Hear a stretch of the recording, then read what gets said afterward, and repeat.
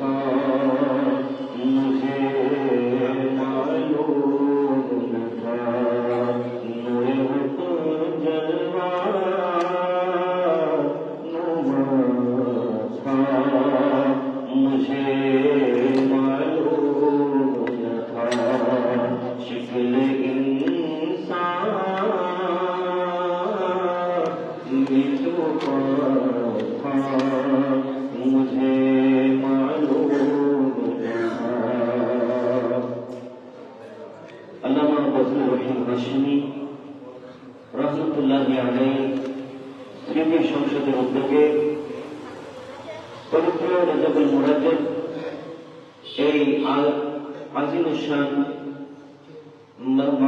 মাহফিল আয়োজন করা হয়েছে হুজুর সুলতান রাষ্ট্রীয় আল্লামা আব্দুল রহিম হাশিমি রহমতুল্লাহি আলাইহি মাজার প্রাঙ্গণে। মাহফিলের মঞ্চে উপস্থিত আজকের মাহফিলের সদরে গ্রামী ওয়ালিদ মুহতারাম পীরে তরিকত তাজুল আশিকিন হযরতুল হাজ আল্লামা কাজী মোহাম্মদ মুদাসসির হাশিমি মুনামি মুদাসসিরুল আলী, উপস্থিত অত্র সংগঠনের সম্মানিত সিনিয়র সহসভাপতি হুজুর কেবলার সুযোগ্য সাহেবজাদা হাফেজ মৌলানা কাজী মুজাফফর আহমদ হাশিমি মুদাসসিরুল আলী, হুজুর কেবলার স্নেহধন্য জামাতা অত্র সংগঠনের সম্মানীয়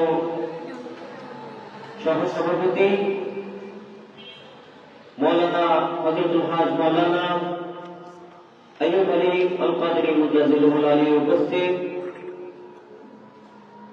এশে খেকর দিনদারা জামিয়া আহমদিয়া সুন্নিয়া কামিল মাদ্রাসার সম্মানিত আরব প্রভাষক উস্তাদুল উলামা উস্তাদিয়াল মুকাররম জনাব সৈয়দ মাওলানা মুনিরউদ্দিন আল কাদরি মুদাসসিরুল আলী, উপস্থিত শাহজাদা কাজী মোহাম্মদ মুস্তানজিদ হাশিমি মুদাসসিরুল আলী, ওয়াদিগার উলামায়ে কেরাম, বিলখুসুস উপস্থিত সম্মানিত আশিকানে রাসূল, আমার মুরব্বী বাবাজানরা, তরুণ যুবক শিশু কিশোর ভাইরা, পর্দার অন্তরালে শুনতে থাকা মা বোনেরা রাহিমানি ওয়া রাহিমাহুমুল্লাহু তাআলা আযজা ওয়া জাল্লা, আসসালামু আলাইকুম ওয়া রাহমাতুল্লাহি ওয়া বারাকাতুহু। আল্লাহ পাক জাল্লা শানুহু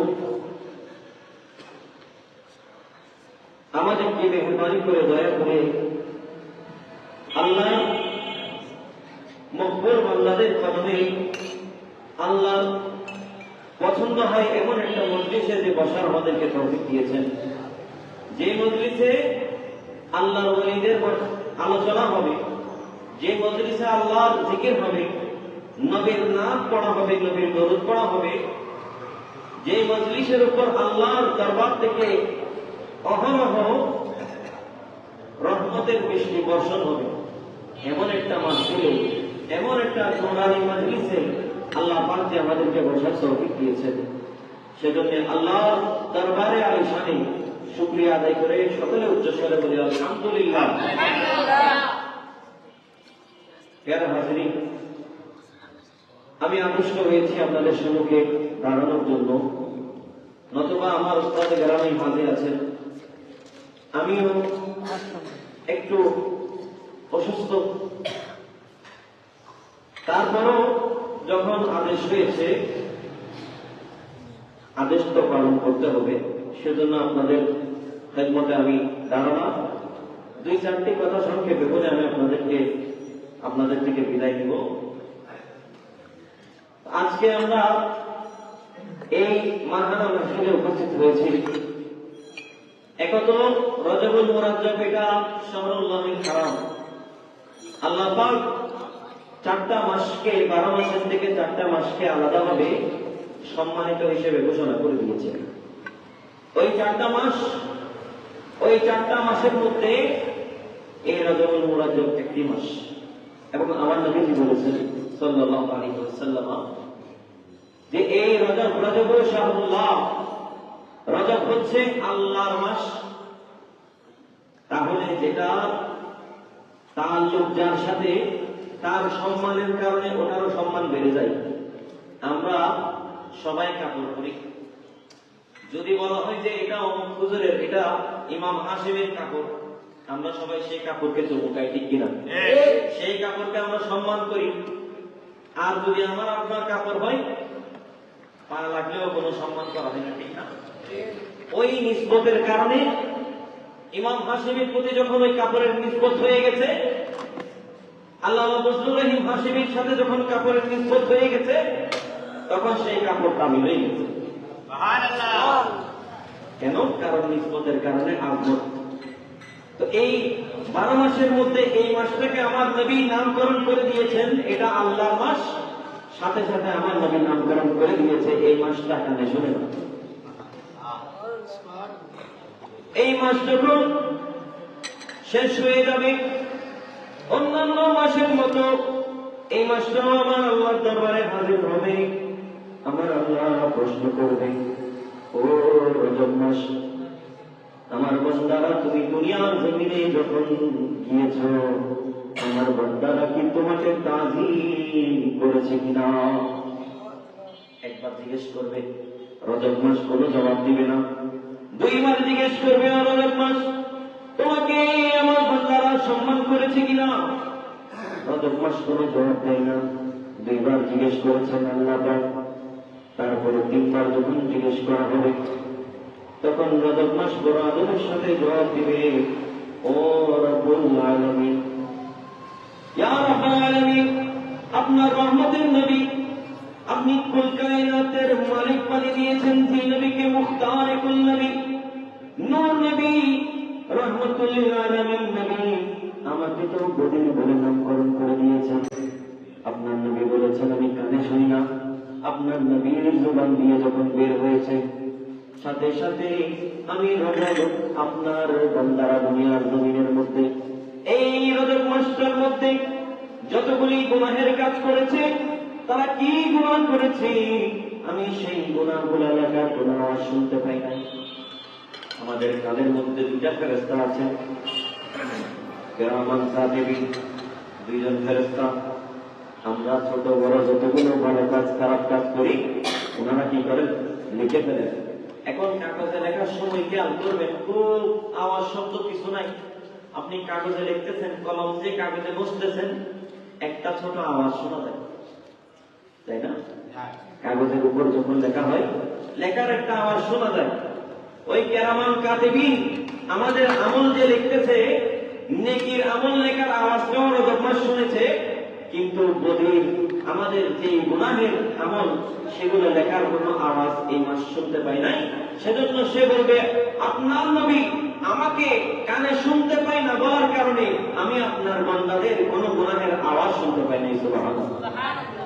এই মাসটা গিয়ে আমাদের কোনো দোষ আল্লাহর দরবারে বলবে না, এমন মাস। আমার নবী বলেছেন, এই মাসের মধ্যে যদি কোনো বান্দা তার আমলের ক্ষেত্রের মধ্যে যদি বীজ বপন না করে, গাছ না লাগায়, চারা না লাগায়, এবং শাবান মাসের মধ্যে যদি সেই গাছগুলোর মধ্যে পানি না দেয়, পানি কিভাবে দিবে? আমল করে দিবে আর কি। চারা কিভাবে লাগাবে? আমল করলে লাগবে আর কি। যদি এই 2টা কাজ কেউ না করে থাকে, তাহলে রমজান মাসে যে আল্লাহর যে অপূর্ব নিয়ামত, আল্লাহর যে বরকত, আল্লাহ যে ফজিলত রমজান মাসের মধ্যে রেখেছেন, সেই ফজিলত ওই ব্যক্তি পাবে না। আপনি দেখতে পাবেন যে রজব মাসে খবর নাই, শাবান মাসে খবর নাই, কিন্তু বান্দারা ওই রমজানের ফসল কাটার জন্য দৌড়াদৌড়ি করে। আপনার জমিনের মধ্যে আপনি ক্ষেত করে যায়, আপনি ফসল কাটবেন কোথা থেকে? আপনি আরেকজনের জমিনে গিয়ে যদি ফসল কাটতে চান, আপনাকে গ্রেফতার করবে না, বেঁধে রাখবে। সেই জন্য এই মাস বড় দামি মাস। আর কয়েকটা দিন আছে, এই কয়েকটা দিনের মধ্যে সবচেয়ে দামি দিনটা আছে, যে রাতের মধ্যে আমার আল্লাহ পাক সর্বপ্রথম আমার নবীজির উপর ওহী নাযিল করেছিলেন। সুবহানাল্লাহ। যে রাতের মধ্যে আমার আল্লাহ পাক নবী পাককে দিদার দিয়েছেন, মেরাজে নিয়ে গেছেন। এই দুনিয়ার সৃষ্টি থেকে শেষ পর্যন্ত আমার আল্লাহকে এই চামড়ার চোখ দিয়ে আমার নবী ছাড়া কেউ দেখে না। সুবহানাল্লাহ। বাতিলেরা বলে নবী আল্লাহকে দেখে নেই, নাউযুবিল্লাহ। এটা আকীদার কথা। আল্লাহকে একমাত্র নিজের চোখে দেখেছেন, সেটা হচ্ছে আমার নবী। আমার নবীজি দেখে এসে আমাদেরকে বলেছেন, আমার নবীর দেখার উপর বিশ্বাস করে আমরা সবাই ঈমান এনেছি। এই মেরাজের মাস, এই মেরাজ এই মাসের 27 তারিখ, আর 27 তারিখটা হচ্ছে আগামী শুক্রবার। এই 27 তারিখের আমল কেমন দামি, আমার নবীজি ইরশাদ করছেন যে ব্যক্তি এই 27 তারিখের রাতে সারা রাত ইবাদত করবে এবং পরের দিন রোজা রাখবে, আল্লাহ পাক তার আমল নামায় 100 বছর রোজা রাখা, 100 বছর রাত থেকে আল্লাহর জন্য ইবাদত করার সওয়াব দেখে। সুবহানাল্লাহ। করেছেন এক রাত, আমল করেছেন এক রাত একদিন, কিন্তু সওয়াব পেয়েছেন 100 বছর। সুবহানাল্লাহ। আমরা এখন 100 বছর হায়াত পাবো, এটার কোনো গ্যারান্টি আছে? নাই। 100 বছর হায়াত পাই এমন মানুষের সংখ্যা সারা বাংলাদেশে বলে দেখলে 1% হবে কিনা আমার জানা নেই। কিন্তু আপনি যদি এই 27 তারিখের রাত এবং তারপরের দিনটাকে যদি আপনি সম্মান করেন, আপনি যদি সেই রাতের মধ্যে নিজের সাধ্য মোতাবেক ইবাদত করেন, আপনাকে আমার নবী যেহেতু বলেছেন পাহাড় নিজের জায়গা থেকে সরে যেতে পারে, সূর্য অন্য দিক থেকে উদিত হতে পারে, চাঁদ নিজের জায়গা থেকে সরে যেতে পারে, কিন্তু আমার নবীর কথা মিথ্যা হতে পারে না। আমার নবীজি যেহেতু বলেছেন, তাহলে অবশ্যই আপনি যদি ইখলাস, আপনি যদি সঠিক নিয়ত নিয়ে ইবাদত করেন, আল্লাহ আপনাকে 100 বছরের সওয়াব দেবেন। আল্লাহ আমাদেরকে আমল করার তৌফিক নসিব করে দিন। আমিন। প্যারা হাজারি, আমি এই মাসের মধ্যে এত বুজুর্গানে দ্বীনের ওয়াফা, কার কথায় কি কার কথা বলবো সেটা আসলে আমি বুঝতে পারছি না। তো হযরতে সাইয়েদুনা ইমাম জাফর সাদিক রাদিয়াল্লাহু তাআলা আলে রাসূল এই মাসের মধ্যে গতকাল 22 তারিখ, তাদের 22 তারিখ ওনার উরুস মুবারক ছিল। এই ইমাম জাফর সাদিক রাদিয়াল্লাহু তাআলা উনি এমন একজন ব্যক্তি ছিলেন যার কাছে নবুয়তের এলম ছিল, যার কাছে সমস্ত তরিকত ওই এক জায়গায় গিয়ে মিলিত হয়েছে, সেটা হচ্ছে ইমাম জাফর সাদিক রাদিয়াল্লাহু তাআলা। উনি আহলে বাইতে রাসূলের একজন সদস্য, তিনি নবী পরিবারের একজন সদস্য। অনেকে এখন সেই নবী পরিবারের সাথে হযরত সাইয়েদনা সিদ্দিক আকবরের সাথে একটা সামনাসামনি দাঁড় করায় যে বিরোধিতার একটা বিষয় নিয়ে আসে, অথচ আহলে বাইতের মধ্যে কারো নামের সাথে সাদেক নাই, শুধু ইমাম জাফর সাদেকের নামের মধ্যে আছে, কিতাবের মধ্যে আছে ওনার নামের মধ্যে সাদেক কোথা থেকে এসেছে। আর কারো নামে ওনার আব্বার নামেও সাদেক নাই, ওনার আওলাদের নামেও সাদেক নাই। ওনার নামে কেন আস-সাদেক এসেছে? ওনার নামে আস-সাদেক এসেছে কারণ ওনার মায়ের দিক থেকে ওনার মা যিনি ছিলেন, ওনার আম্মা জান, তিনি হযরত সাইয়েদনা সিদ্দিক আকবরের ঘরের আওলাদ ছিলেন। সুবহানাল্লাহ। সিদ্দিক আকবরের সাথে ওনার নিসবত লাগার কারণে নামের সাথে সাদেক লেগে গেছে। সুবহানাল্লাহ। উনি হচ্ছে সিদ্দিক, ইনি হচ্ছে সাদেক। সুবহানাল্লাহ। তো এই ইমাম জাফর সাদিক রাদিয়াল্লাহু তাআলা ওনার দরবারের মধ্যে সমস্ত বড় বড় বুজুর্গরা আসতেন। হযরতে সুফিয়ান সাওরি একদিন ওনার দরবারের মধ্যে আসতেন যে হুজুর আমাকে একটু নসিহত করেন না। হযরতে সুফিয়ান সাওরি ওনার দরবারে এসে ফরিয়াদ করলেন, হুজুর আমাকে একটু তালিম দেন। ইমাম জাফর সাদিক রাদিয়াল্লাহু তাআলা জবাব দেন, ও সুফিয়ান শোনো শোনো, আল্লাহর পক্ষ থেকে তুমি যখন কোনো নেয়ামত পাবা, আল্লাহর পক্ষ থেকে তুমি যখন কোনো পছন্দের জিনিস পাবা, যে জিনিস পেয়ে তুমি আনন্দিত হয়ে যাও, এমন জিনিস যখন পাবা, তুমি বেশি বেশি আল্লাহর শুকর আদায় করো। আর যদি তোমার কাছে কষ্টকর কোনো জিনিস চলে আসে, তুমি যদি কষ্ট পাও, তোমার যদি মনের মধ্যে খারাপ লাগে, তুমি যদি কষ্টের মধ্যে পতিত হও, তুমি বেশি বেশি লা হাওলা ওয়ালা কুওয়াতা ইল্লা বিল্লাহিল আলিয়্যিল আযীম, এই দোয়াটা করবা, বেশি বেশি এটা করবা। হযরত সাইয়েদনা ইমাম আলা হযরত রাদিয়াল্লাহু তাআলা বলছেন, যদি এই লা হাওলা ওয়ালা কুওয়াতা ইল্লা বিল্লাহিল আলিয়্যিল আযীম এই দোয়াটা কেউ যদি ডেইলি 99 বার করে, কয়বার? 100 বারের চেয়ে একবার কম, 99 বার। যদি কোনো বান্দা 99 বার লা হাওলা ওয়ালা কুওয়াতা ইল্লা বিল্লাহিল আলিয়্যিল আযীম এই দোয়াটা পড়ে, আল্লাহ পাক তাকে 99টা বড় বড় রোগ থেকে হেফাজত করবে। সেই 99 রোগের মধ্যে সবচেয়ে ছোট রোগ হচ্ছে টেনশন। এই টেনশন একজন সুস্থ মানুষকে অসুস্থ করে। আপনি দেখবেন যে যে মানুষ আপনার বয়সের অনেক মানুষকে দেখবেন, আপনার দাড়ি পেকে গেছে, তার এখনো দাড়ি কালো থেকে গেছে। আপনার চুল পেকে গেছে, তার এখনো চুল কালো থেকে গেছে। আপনি দেখবেন আপনি বুড়া হয়ে গেছেন, কিন্তু বয়সে কি ওই মানুষটা এখনো জওয়ান থেকে গেছে। কি ব্যাপার? খবর নিলে দেখতে পাবেন যে আপনার মধ্যে টেনশন আছে, তার মধ্যে টেনশন নাই। এই টেনশন এটা এমন একটা রোগ, যখন আপনি টেনশনে থাকবেন, আপনি খাবার খাবেন কিন্তু মজা পাবেন না। আপনার সাথে সব থাকবে কিন্তু আপনি সে আনন্দ পাবেন না। এই টেনশনের কারণে আপনি রাতে ঘুমের ওষুধ দিয়ে ঘুমাতে হবে, ঠিক না? টেনশন বেশি তাইলে কি হয়? ঘুম নয়, ওষুধ খান করে।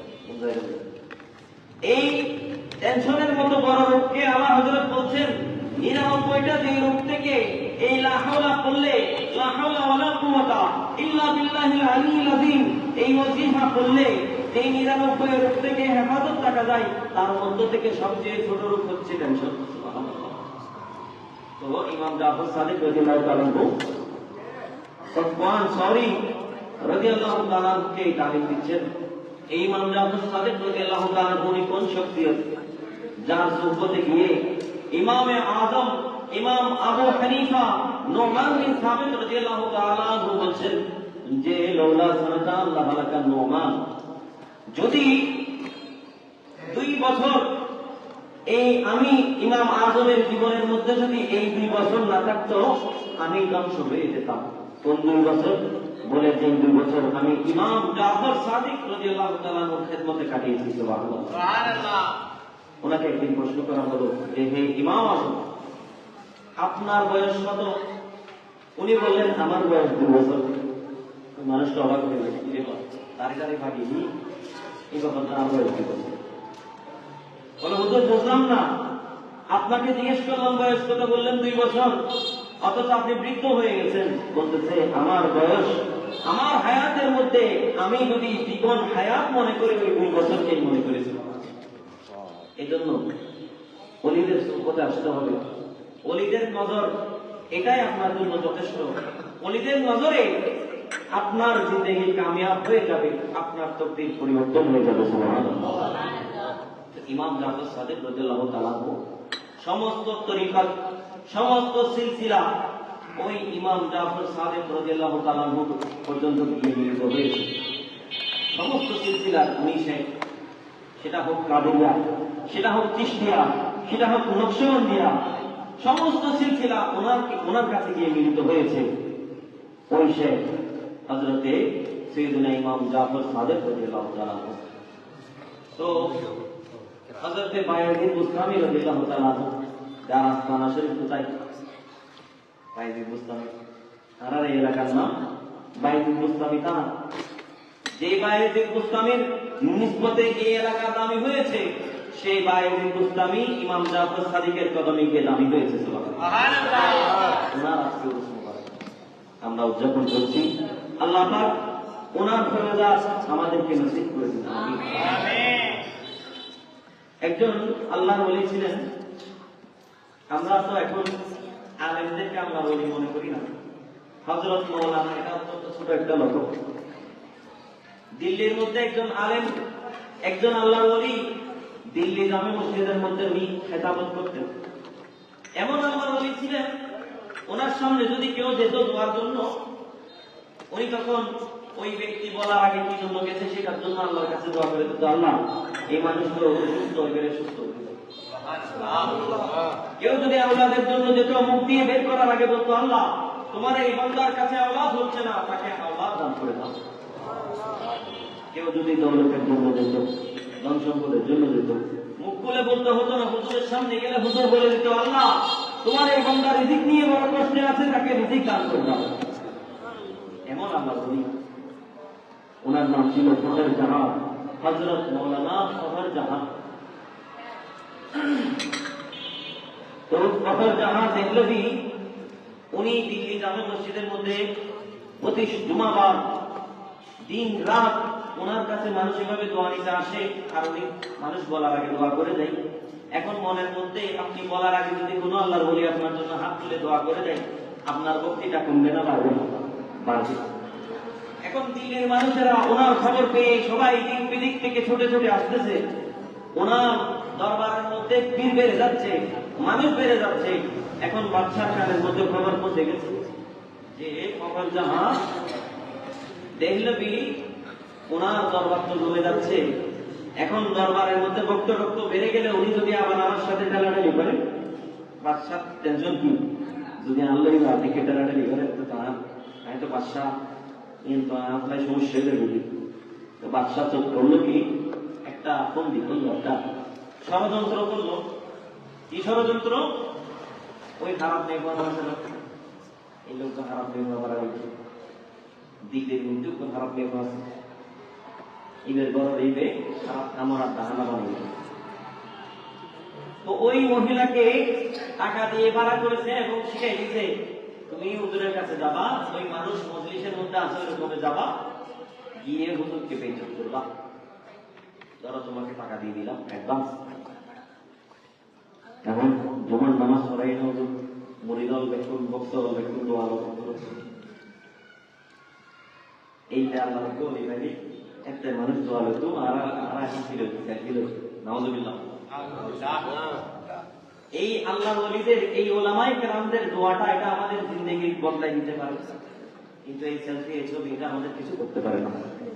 অথচ অনেকে আমি শুনেছি ইমাম হাশিমের সাথে ছবি তুলতে পারে মনের মধ্যে বড় আফসোস। আমি শুনেছি ইমাম হাশিমের গোলামি যারা করেছে তাদের গোলামের কারণে কাজে বিকতে পারে না এমন অনেক মানুষ ওই ইমাম হাশিমের সাতটা গোলামদেরকে ছবি তুলতে না পারার সেই দামিটাই দেখি ইতারা গোলামি দিতেন, ইতারা ছবি তুলি পেলে ডায় লাগে তাই কি দেন। ইমাম হাশিমি ওনার কাছে বেলায়েতের নজর ছিল তো, কার অন্তরে কি মকসুদ ছিল উনি বুঝতেন।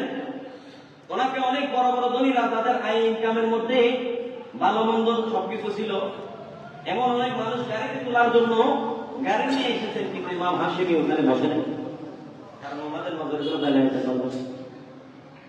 আমি অনেক নিজেই সাক্ষী, অনেক মানুষ গাড়ি নিয়ে এসেছে ইমাম হাশিমিকে একটু গাড়িতে চড়াবে, দামি গাড়ি, অন্য বিশ্বাস বলে হয়তো তো আলহামদুলিল্লাহ এলে না বক্তব্য হাত। ইমাম হাশিমি ওই ভক্তের গাড়িতে ওই মুরিদের গাড়িতে উঠে নেয়। কেন উঠে নেয়? ইমাম হাশিমিরা এগুলো ওনারা আমাদের নজর ছিল ফেরাসত, ইত্তাকু ফেরাসাতাল মুমিনিন। আমার নবী বলেছেন মুমিনের এই ফেরাসত বেলায়েতের নজরকে ভয় করো, কারণ তুমি বাহ্যিক ভাবে তোমার এগুলো দেখতে সুন্দর লাগলেও ওনার নজরের মধ্যে সবকিছু চলে আসে। বলছিলাম ওই আল্লাহ বলি ওনার কাছে সবাই দোয়া নিচ্ছে, এমন সময় ওই মহিলা আসলো, টাকা পাইছে তো আসলো, এসে হুজুরের সাথে কথা বলতেছে যেন অনেক দিন ধরে পরিচিত। হুজুর ভালো আছেন না? আলহামদুলিল্লাহ। হুজুর আমার বোনের ব্যথায় কেনলা পরিচিত মানুষ হইলে তো নাই, হুজুর ব্যথা আছে কথা এন ভাবে হল লাভ দেখি বহুত দিন ধরে পরিচিত। তোদের বড় ব্যথা কেন লাভ কথা আগুন করে খেলা ভালো লাভ হুজুর ওই রাতি মানে আর কারো অ্যাক্সিডেন্ট এখন কিন্তু ষড়যন্ত্র করে রাতি অনেক বড় অ্যাক্সিডেন্ট দেয়, টিয়া দিলেন দে টিয়া অনেক শিক্ষা দিলেন দিন অসল কোটা শিক্ষা আয় আবার অসৎ সিরে নোট দিলেন মোটিভে বাজার বিদ্যান গিয়ে দিই সদরে নলর তো আনতে এখন বড় বাজার নাই বুঝে আনতে টিয়া ছাড়া আন নাই আয় আল্লাহ আমার হাতে সেদিন হলে এটা মানুষের মজুরি সমস্ত আমার হাতে নয়। এখন মানুষ মনোর ভক্তি নরবরে মানে বক্ত ঠিক কিন্তু মনের মধ্যে হুজুরের প্রতি বিশ্বাস নিয়ে মানে মজবুত নাই, মনের মধ্যে আসা তো আর হুজুর আছে দিনের বেলা না পানি রাতি হুজুর হলে যাই কথা বলতে হবে হুজুর কোনো আসা সাইকেল হাতে যায়নি রাতিয়ে না